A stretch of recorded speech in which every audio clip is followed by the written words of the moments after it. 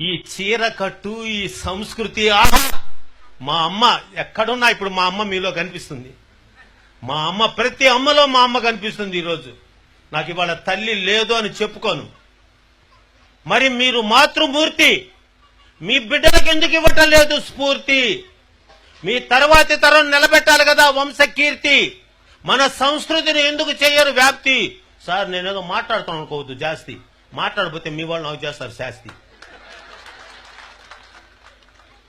మన సంస్కృతి మీరివ్వాలమ్మా ఆకృతి. స్త్రీ అంటేనే ప్రకృతి, స్త్రీ లేకపోతే మగవాడు వికృతి. స్త్రీ అనే పదం పవిత్రమైన అన్నమయ కృతి. మీరుంటేనే పనిచేస్తుంది మాకు మతి.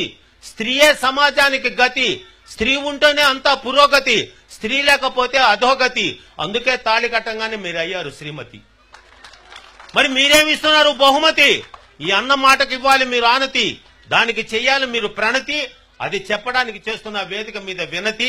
మీ చిరునవ్వే కదమ్మా ఈ జగతి, లేకపోతే మేమంతా అయిపోతాం ఆహుతి. మీ బిడ్డలకి భారత భాగవత రామాయణాలు చెప్తున్నారా? ఇప్పుడు వచ్చారు ఎవరో ముసలమ్మలు వచ్చారు, ఎంత ఆనందపడ్డాను. ఆ బిడ్డలకు నాయనమ్మ అమ్మమ్మ ఉన్నారే.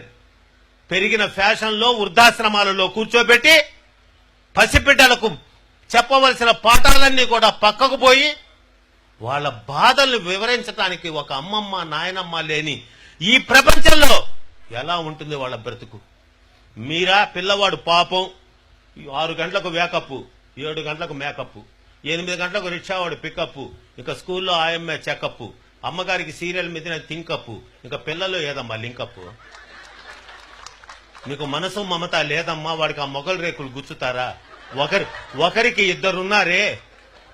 మీరు నాతి చరామి అంటిరే. మరి మీరు నాగినిలాగా బుస్సని కాటేస్తే ఎట్లమ్మా? మీరు నేర్పించాలి. ఇందాక ఒక పిల్లోడు మా పక్కన కూర్చున్నాడు. సార్ నిజంగా చిన్న పిల్లోడైనా వాడికి నమస్కారం చేయాలనుకున్నా. వాడు విశ్వనాథరామ పద్యాలు చెప్పాడు సార్. I never expected. నేను ఊహించలా. ఆ బిడ్డ 2 పద్యాలు చెప్తే పరవశించిపోయా. చేత వెన్న ముద్ద చెంగల్వ పూదండ బంగారు మొలతాడు పట్టుగట్టి ఏవే పద్యాలు. తమ తమ నెలవులు తప్పిన తమ మిత్రుల శత్రువులౌట తథ్యము సుమతి. తెప్పలుగా చెరువు నిండిన కప్పలు 10,000 చేరు గదరా సుమతి. హేమంబు కూడబెట్టిన భూమిశల పాలు అవు భువిలో సుమతి. చీమలు పెట్టిన పుట్టలు పాములు కెరుకైనట్లు పామరునుందగాని ఎవరు చెప్తున్నారు? ఎక్కడ మాట్లాడుతున్నారు? భారత భాగవత రామాయణాల ఔపోసన, అది హిందూ సాంప్రదాయ ఆరాధన. నేటి బిడ్డలకు లేదని ఆవేదన. మరి మీరు అందరూ అర్థం చేసుకోరే నా వేదన. పసిబిడ్డకు చేయాలి బోధన, దాని మీద చేయాలి సాధన. అప్పుడు తెలుస్తుంది తల్లిదండ్రుల యొక్క ఆస్వాదన. అది వాళ్ళకు సరి అయినటువంటి లాలన. అప్పుడు ఉంటుంది వాళ్ళ పాలన. ముసలోళ్ళం మేము ఉంటాం ఓ మూలన. మరి మీరెలా చేసుకున్నారు?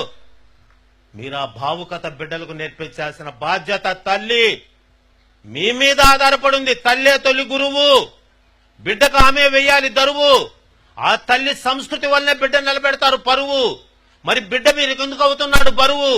బిడ్డకు ఆ పద్యాలు ఎందుకు అవుతున్నాయి కరువు? ఆ బిడ్డలకు మీరు ఎందుకు వేయటం లేదు ఎరువు?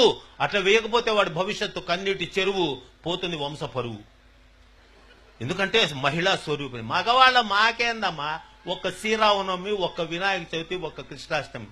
మరి నీకు నవరాత్రులు. ఆహా, 9 రోజులు ఆడబిడ్డకి ప్రపంచమంతా ఘనంగా అమ్మా అని నోరారా పిలుస్తూ 9 రోజులు అమ్మను సేవిస్తున్నారంటే స్త్రీ యొక్క విలువను అర్థం చేసుకున్నాము. మేము స్వామి పాత సినిమాలు చూసి మేము మారాం. పాండురంగ మహోత్సవం సినిమాకి వెళ్ళే స్వామి. ఆ పుండరీకుడు అర్ధరాత్రి పూట తల్లిదండ్రులను దొంగని చేసి ఇంటి నుంచి తరివేస్తే కాముకుడై కళ్ళు మూసుకోపోయి గంగా యమున సరస్వతిని అవమానిస్తే మునీశ్వరుని కాళ్లతో కొట్టబోతే 2 కాళ్లు పోయినప్పుడు మునీశ్వరుడు చెప్పాడు, నీ తల్లిదండ్రులు ఆశీర్వదిస్తేనే నీ కాళ్ళు వస్తాయి. అప్పుడు అన్నా రామారావు గారు, మారిపోతినమ్మా నా గతి నెరిగితినమ్మా, మీ మాట దాటనమ్మ ఒక మారు కనరమ్మా, మాతా పిత పాద సేవే మాధవ సేవేయని మరువనమ్మా, నన్ను మన్నింపగరారమ్మా అమ్మా అమ్మా. 7వ తరగతి చదువుతున్నా, థియేటర్లో పెద్దగా ఏడ్చేశాను.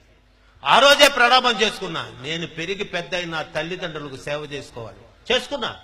అయితే నేను సేవ చేశానంటే అది సొంత డబ్బు అవుతుంది. నా ఇల్లాలు పక్క నుండి అత్తగారిని అమ్మగారిగా చూసుకొని సేవ చేసి ఆమె కనుమరుగైనా ఇప్పటికీ కన్నీళ్లు పెట్టుకొని అత్తయ్య వెళ్ళిపోయావన్న ఇల్లాలని తీసుకొని వచ్చి నాకు కట్టబెట్టింది కూడా అమ్మ, స్త్రీయే.